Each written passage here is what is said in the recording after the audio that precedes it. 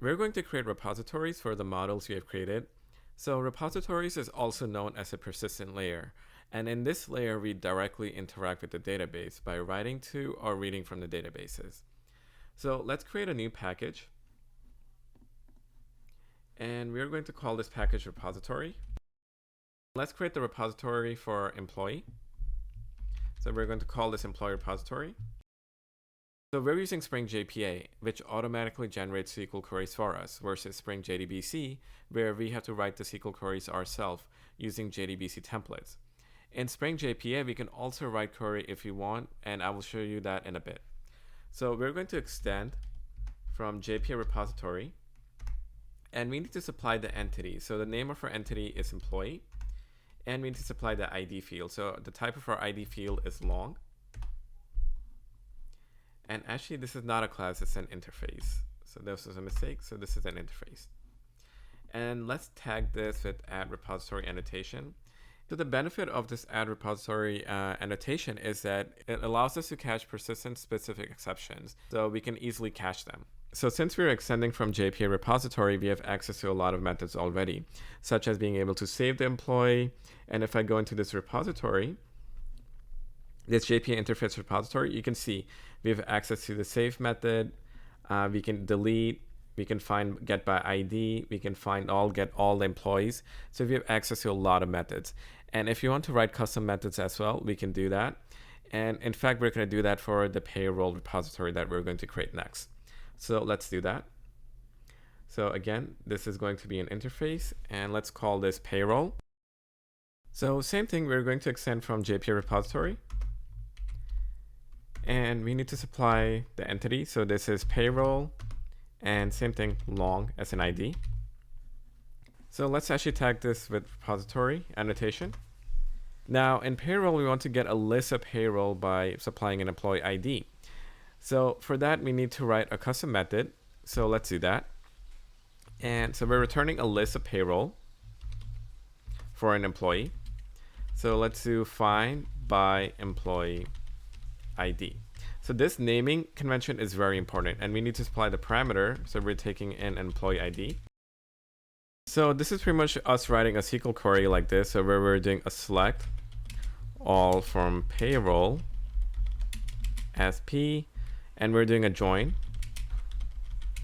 on employee table where e.id is equal to p.employee ID. So we're pretty much writing this query. So that's what the JPA is doing internally. It's writing this SQL query for us. The next method that we want to write is we want to get a payroll of an employee by a specific pay period. So let's write the method for that. So here we're returning a payroll, and let's do find by employee ID and pay period. And we're taking in two parameters. We're taking in an employee ID and pay period. And this is pretty much it. So again, it's writing the SQL query for us internally, something very similar to this. So one more method that I would like to write is to see if actually the pay period exists. So remember, I mentioned that we could write we can write SQL query as well. So this is called JPQL.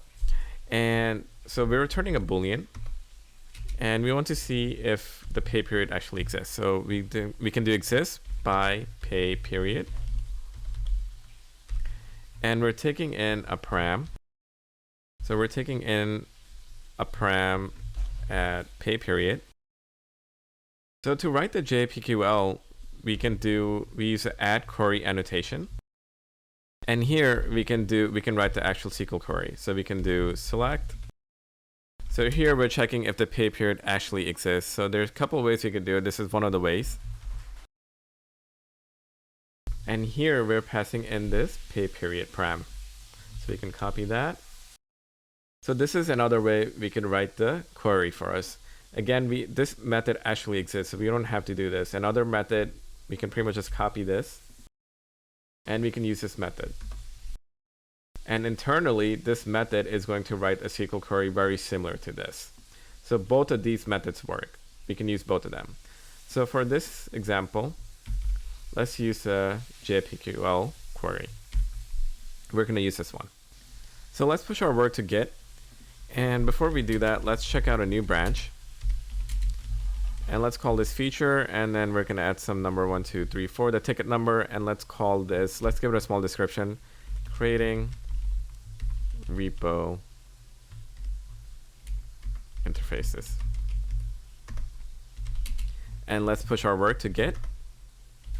So we're gonna add all of our files, and let's push our feature branch to Git. Now we're gonna raise a pull request. So we're gonna merge this to our master. So we're gonna be raising a pull request, and we can actually see the diff set. We can see what the commit was, and we can see the diff as well. So you can see we added this repository, we created the models, we created the repository classes or the interfaces, and basically this is showing all the differences, all the diff and the classes that we added. So let's merge this to our master. All right, so our code base is now merged. And next, we're gonna be creating services. So we're gonna be using these repositories and see how to actually retrieve and store the data. So for that, we're gonna write service classes.